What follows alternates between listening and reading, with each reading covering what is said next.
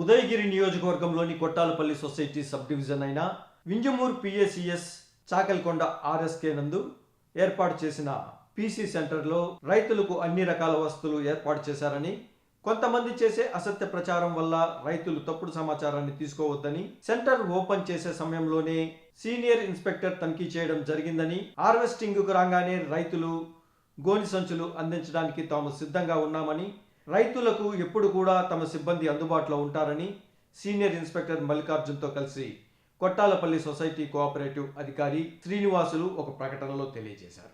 Udayagiri sub division officer వీరు మా senior inspector Mallikarjun గారు.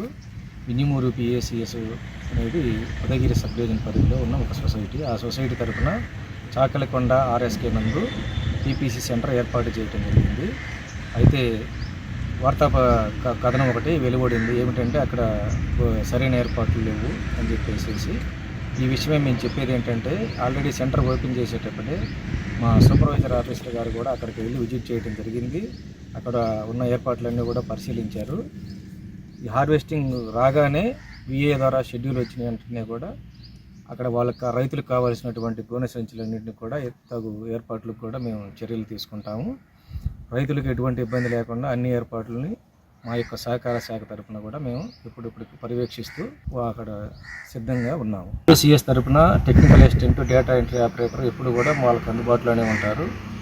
రైతులకు సంబంధించిన ఏ సమస్యలు ఉన్నా కూడా మేము పరిష్కరించడానికి ఎల్లవేళలా అందుబాటులో ఉంటాము. రైతులకు ఎటువంటి ఇబ్బంది కూడా మేము కలిగించదలుచుకోలేదు.